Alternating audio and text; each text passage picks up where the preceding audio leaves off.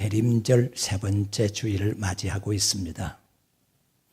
대림절기는 예수님의 강림을 간절히 대망하는 절기, 성탄절을 앞두고서 만나는 절기입니다.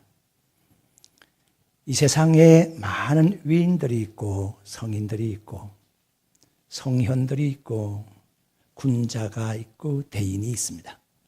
그럴지라도 그들이 태어난 날을 성탄이라고 말하지를 않습니다. 오직 예수 그리스도께서 태어나신 날, 그날을 우리는 성탄절이라고 이렇게 말합니다.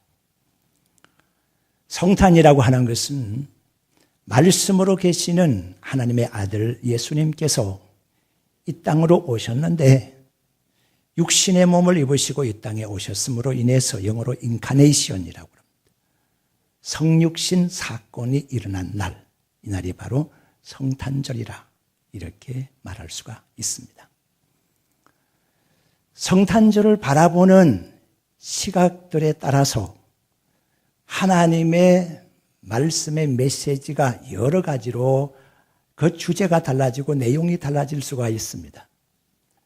그것은 마치 다이아몬드를 보는 것과 같고 스펙트럼을 보는 것과 같습니다.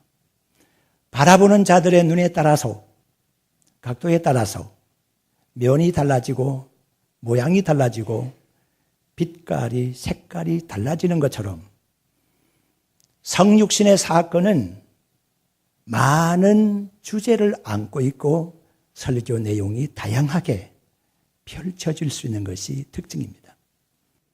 저는 오늘 말씀을 통해서 구약에 나타나 있는 예언자들의 성탄 메시지를 살펴보고자 합니다. 그리고 다음 주에는 복음서에 나타나 있는 성탄 메시지를 살펴보면서 성탄절을 맞이하려고 합니다. 먼저 이사야가 말씀하고 있는 성탄 메시지입니다. 오늘 이 본문의 말씀을 읽어보면 이런 내용이 있습니다. 흑암에 행하던 백성들이 큰 빛을 보았다고 하는 것입니다. 사망의 그늘에 앉은 자들에게, 사망의 그늘에 땅에 있는 자들에게 빛이 비추었다고 하는 것입니다. 하나님께서 이 나라 사람들에게 창성함을 허락해 주셨습니다. 그리고 동시에 즐거움을 더하게 해 주셨는데 그 즐거움이라고 하는 것은 땅에서 최고의 기쁨을 표현할 수 있는 농사 짓는 농부가 추수하는 기쁨과 같은 것이고 전쟁에 생명 걸고 나가서 싸우고 난 이후에 승리하고 그리고 노획물과 전리품을 서로 나누게 되는 그 기쁨과 같은 기쁨이라고 표현을 하고 있습니다. 그러면서 이사야 선지는 이렇게 힘주어 말하고 있습니다. 9장 6절 7절 어간에 그 말씀을 쭉 나가서 보게 되면 한 아기가 우리에게 낳고 한 아들을 우리에게 주신 바가 되었는데 그 어깨에는 정사를 메었고 그 이름은 기묘자라 모사라 전능하신 하나님이라 영존하신 아버지라 평강의 왕이라 할 것입니다. 그렇게 기록이 되어 있습니다. 이사야는 참으로 흑암의 시대에 살았던 사람입니다. 흑암이 언제 끝나고 사망의 그늘이 언제 끝나버리고 빛이 아름다운 세상이 오리라고 하는 그런 희망을 얘기할 수 없는 포로 시대의 선지자가 바로 이사야였습니다. 그 이사야는 흑암에 행하던 백성들에 대하여 사망의 그늘진 땅에 있는 백성들에 대하여서 굉장한 통곡을 하고 있습니다. 적어도 희망에 대해서 말하기 전에는 한 아기에 대해서 말하기 전에는 바로 그러했습니다. 여러분 한번 생각해 보시겠습니까? 흑암에 행하던 사람들의 모습이 어떠할까요? 가장 먼저 특징은 자기 자신을 볼 수 없다고 하는 것입니다. 자기 자신의 모습이 어떠하며 그리고 자기의 과거는 어떠했으며 자기의 미래는 어떠할 것인가, 인간 역사의 과거와 현재와 미래에 대해서 도무지 알지 못하는 사람들이 바로 흑암에 있는 사람들입니다. 거울이 없어서가 아닙니다. 아무리 천지에 거울이 박혀 있어도 빛이 없으면 그 거울이 무슨 소용이 있겠습니까? 소경이라서 못 보는 것이 아닙니다. 아무리 밝은 눈을 가지고 있는 사람일지라도 소경과 진배 없어지는 이유가 무엇입니까? 그것은 바로 빛이 없기 때문에 그런 현상이 일어나게 되는 것입니다. 서로와 서로를 바라볼 수 있는 눈의 혜택도 빛이 있음으로써 비로소 생기는 혜택이라고 볼 수가 있습니다. 빛이 없으면 도무지 자기 자신을 볼 수가 없습니다. 그렇기 때문에 자기 약점도 자기의 단점을 전혀 볼 수가 없고 자기 수치스러움도 전혀 볼 수 없기 때문에 자기 수치스러움을 자랑으로 여기는 사람들이 허감에 행하는 사람들입니다. 다시 말씀드리게 되면 빛이 없기 때문에 자기 자신을 발견할 수가 없고 자기 자신의 수치스러움과 죄를 발견할 수 없는 것이 바로 흑암에 행하는 백성들이라 이렇게 말할 수가 있습니다. 자기 자신만을 볼 수 없는 것이 아니라 또한 자기의 위치와 자기의 방향을 볼 수가 없는 특징이 흑암에 행하는 사람들에게 있습니다. 내가 지금 어디로 향하여 가고 있는가? 내가 가는 방향이 바른 것인가? 그것을 흑암에 행하는 사람들은 전혀 알지를 못하는 것입니다. 우리의 목표의식은 어떤 것입니까? 하나님의 영광을 위하여 지어진 존재이고 우리는 먹든지 마시든지 무엇을 하든지 하나님의 영광을 위하는 목표 속에서 살아야 되는 것이죠. 그런데 흑암 속에 행하는 백성들은 이것을 알지 못하는 특징이 있다는 것이지요. 어디로 가고 있는지요? 넓은 광장이 있습니다. 거기에 여러분들이 서 있다고 생각해 보십시오. 여러분들이 눈을 가렸습니다. 그리고 걸어갑니다. 내가 마음으로 똑바로 걸어가겠다라고 생각하고 거기 광장에서 똑바로 걸어간다. 그렇게 하고 어느 정도 걸음을 걷고 난 다음에 수건을 풀었을 때에 자기가 수건을 가리고서 걸었던 길이 어떤 길로 나타날 것입니까? 정말로 똑바른 길로 나타날 것입니까? 그렇지가 않습니다. 백발백중 그것은 원을 그리고 돌게끔 되어 있습니다.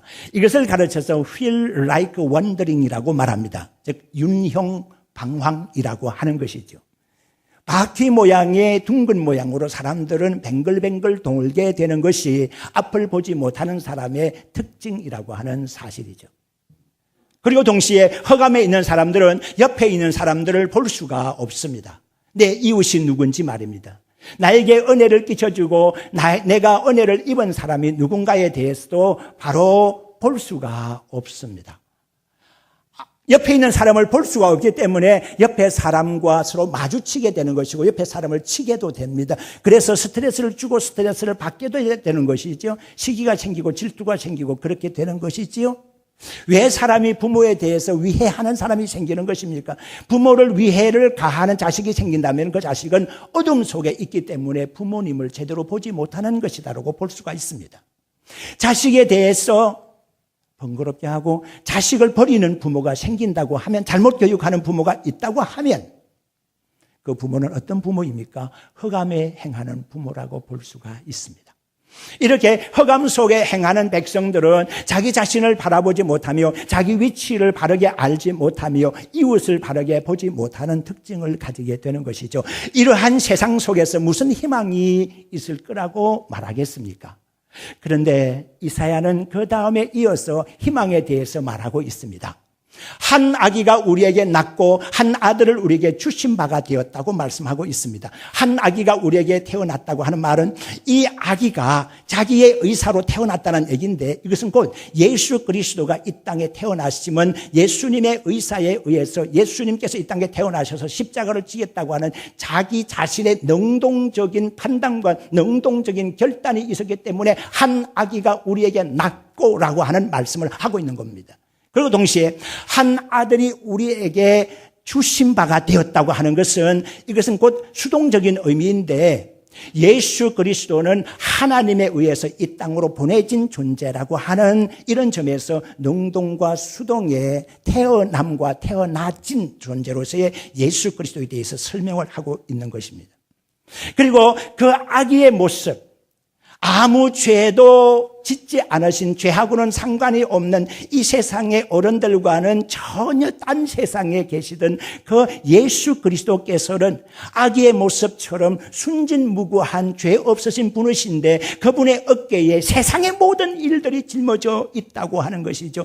그가 정사를 메웠다고 하는 것입니다. 정사는 가버먼트라고 되어 있기는 합니다만 정부라고 하는 해석보다는 인간의 모든 업무, 인간의 모든 일이라고 말할 수가 있겠죠.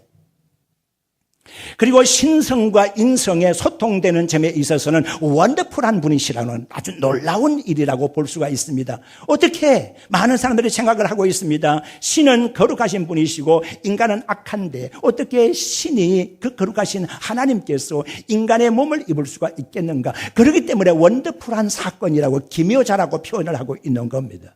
동시에 우리는 행할 수 없는 일이 많고 우리는 감당할 수 없는 일이 많고 우리 세상 속에서 우리가 사는 곳에서 문제가 많이 발생하고 있지만은 우리가 그 문제의 해답을 찾을 수가 없습니다. 그래서 누군가를 만나서 모사를 만나서 카운셀러 대신을 만나서 내가 내담자가 되어서 좀 받고 싶은데 상담을 받고 싶은데 누가 이 문제를 해답을 해줄 수 있을까? 모사라고 하는 말이 카운셀러라고 하는 말씀이거든요. 상담자라고 하는 말씀이거든요. 우리가 내담자가 되어서 문제를 안고 예수 그리스도에게 찾아가면 예수님께서는 모든 문제를 해결할 수 있는 완벽한 분이시기 때문에 우리의 모든 문제에 대한 해답을 주시는 분으로서 이 땅에 오셨다고 하는 것입니다. 믿음의 성도 여러분, 우리는 문제를 일으키는 자고 스스로 문제를 일으키는 자고 또한 우리 주변에 문제가 산적해 있습니다. 이런 속에 살아가면서 이 문제에 대한 해답을 어떻게 풀겠습니까? 오직 주님밖에 풀 자가 없습니다. 우리 주님께서는 모사로 오셔서 우리의 모든 문제에 대한 해답을 주시는 분이라고 말씀하시고 계신 것입니다. 우리 예수님께서는 어떤 분이시냐 다시 설명하고 있습니다. 전능하신 하나님이라고 그랬습니다. 모든 일을 다 하실 수 있는 분이시라는 말씀입니다. 우리 예수님께서는 못할 일이 없으신 하나님의 신비한 속성 그것을 그대로 가지고 계신 분이십니다. 그리고 동시에 여러분들 가운데서도 저를 포함해서 아버지라고 하는 단어가 가져다 주는 감동이 있는 분들이 계실 겁니다. 야, 나는 부족하고 나는 약하지만은 우리 아버지가 계심으로써 얼마나 든든한 백이 되었고 얼마나 큰 힘이 되었느냐. 나에게 아버지가 계시면 참 좋겠다. 내 죽는 날까지 아버지가 내 곁에 있으면 얼마나 좋을까. 그렇게 든든하였던 아버지가 세상을 떠날 때 우리가 얼마나 울었습니까? 얼마나 슬펐습니까? 얼마나 우리가 약해졌습니까? 그런데 우리 예수님은 어떤 분이시냐고 하면 영존하신 아버지로 우리와 함께 계시겠다고 약속을 해 주셨습니다. 이 슬픔 속에 사는 약하게 사는 우리에게 우리 주님께서는 영존하신 아버지로 오셨다고 하는 말씀이죠. 그리고 세상의 모든 왕들은 전쟁을 수행하면서 정복군주로서의 모습으로 나타나지만 우리 예수님은 평화의 왕으로 오셨다고 하는 말씀이지요. 얼마나 은혜스러운 예언입니까? 이게 바로 이사야의 예언이었습니다. 두 번째로 우리가 생각해 볼 예언자는 미가입니다. 미가서 5장 2절의 말씀을 보게 되면 또 베들레헴 에브라다야 너는 유다 골 중에 작을지라도 이스라엘을 다스릴 자가 너에게서 내게로 나올 것이라. 그의 근본은 상고의 태초이니라. 지금 우리 성경에는 상고의 영원이라고 하는 말씀으로 번역이 되어 있습니다. 살펴봅니다. 우리 예수님께서 이 땅에 오심에 대한 표징으로서 우리가 정말 정확하게 알아볼 수 있는 표징이 여러 가지가 있겠지만 그중에 두 가지 한번 꼽아볼까요? 이사야 7장 14절의 말씀을 보게 되면 처녀가 잉태하여 아들을 낳을 것이라. 이름을 임마누엘이라 하리라는 말씀이 기록이 되어 있습니다. 동정녀의 몸을 빌어서 이 땅에 태어나는 아기, 그가 곧 메시아라고 하는 말씀이 되는 것입니다. 정확한 지적이 되는 것이죠. 예수님에 대한 지적입니다. 동시에 예수님께서 어디에서 태어나실 것이냐에 대한 기록을 하고 있는 미가서 5장 2절의 말씀이 베들레헴에서 태어나시리라고 하는 지적입니다. 어느 곳에도 베들레헴에다 태어난다고 하는 예언이 없습니다만 미가는 정확하게 예언을 하고 있습니다. 이제 생각해 봅니다. 미가가 살고 있었던 당시의 사회상이 어떠했느냐? 그것을 알기는 그렇게 어렵지가 않습니다. 미가서 3장 11절의 말씀 보게 되면 이런 말씀이 그때 당시의 특징을 이렇게 그려내고 있습니다. 그들의 우두머리가 되는 사람들은 뇌물을 받고 재판을 해 주었으며 그들의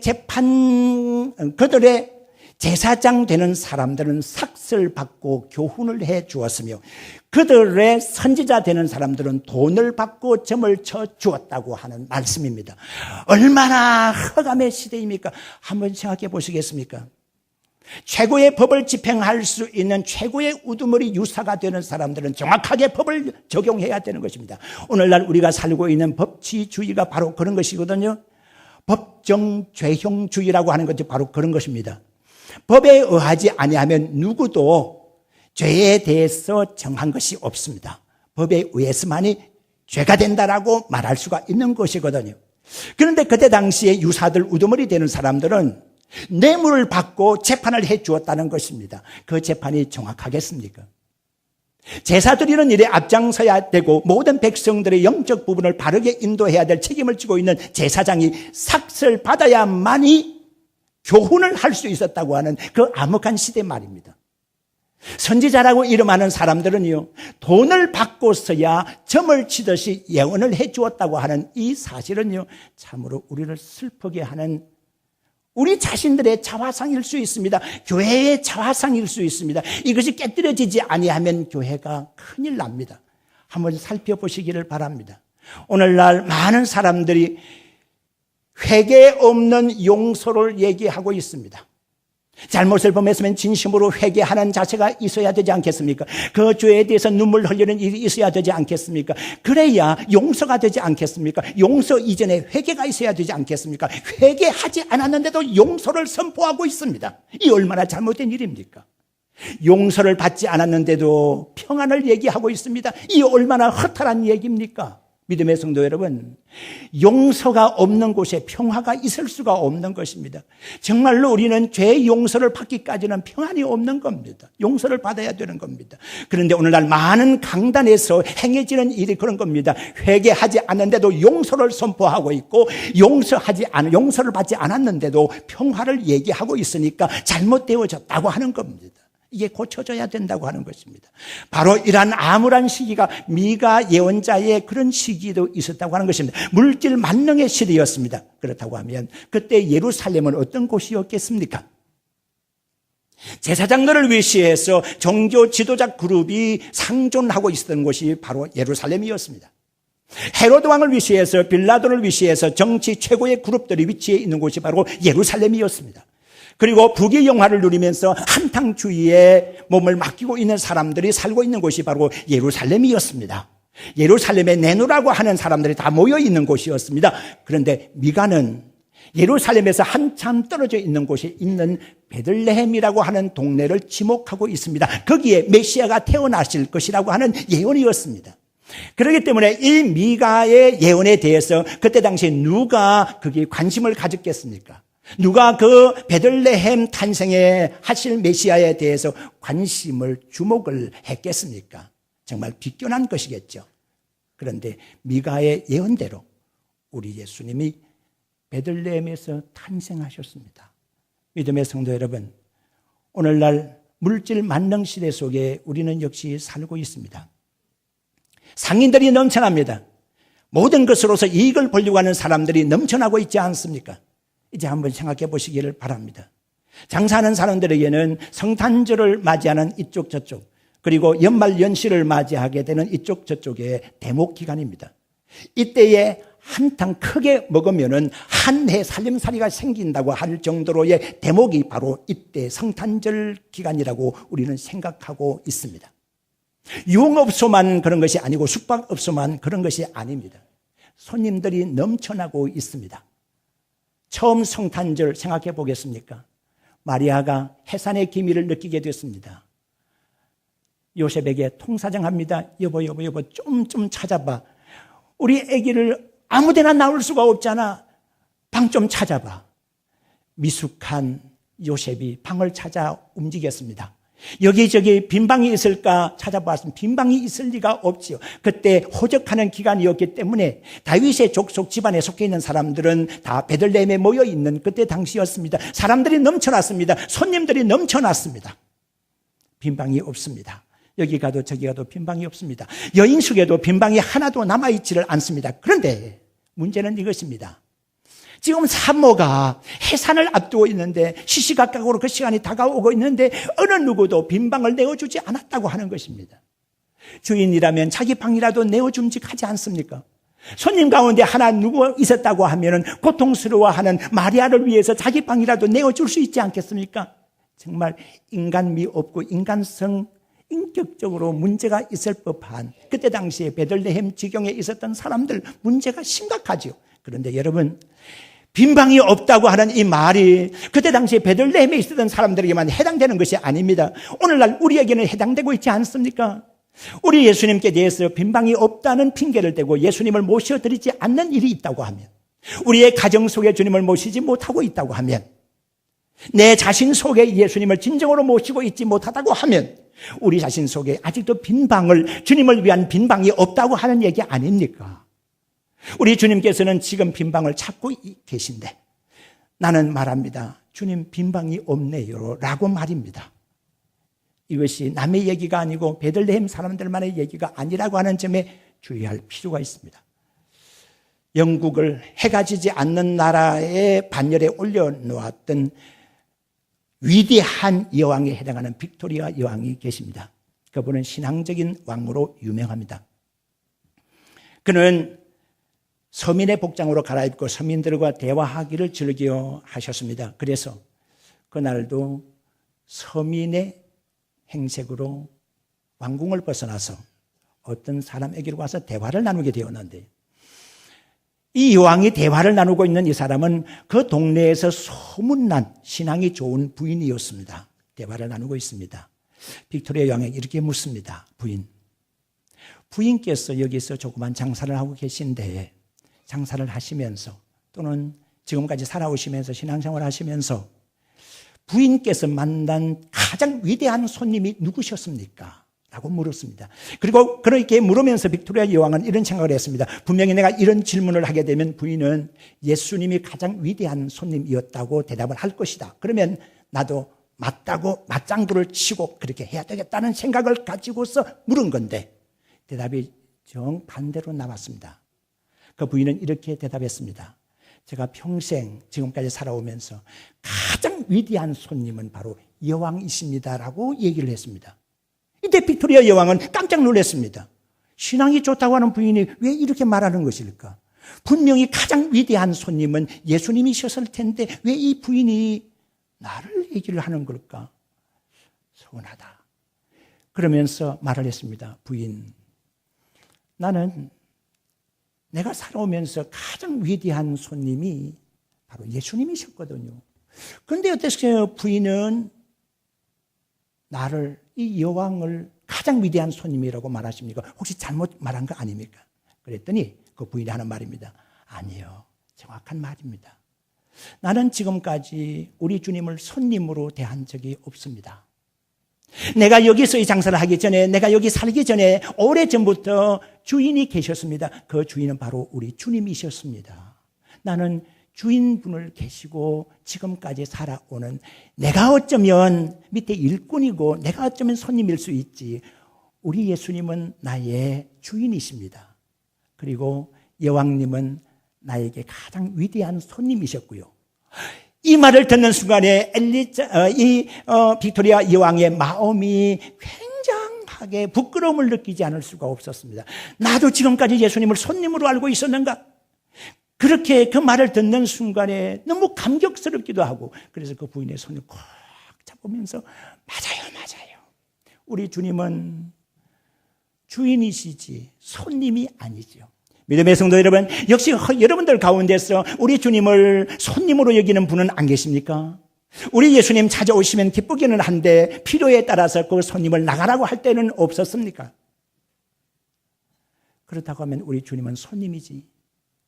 내 생애의 주인으로 모셔야 되고, 우리 가정의 주인으로 모셔야 되고, 우리 가는 모든 인생길에서 주인이 되실 분이 바로 우리 주님이신데, 믿음의 성도 여러분, 2016년 성탄절은 정말로 우리 주님을 우리 생활의 주인으로 모셔드리는 그런 절기가 되기를 주의 이름으로 축원합니다.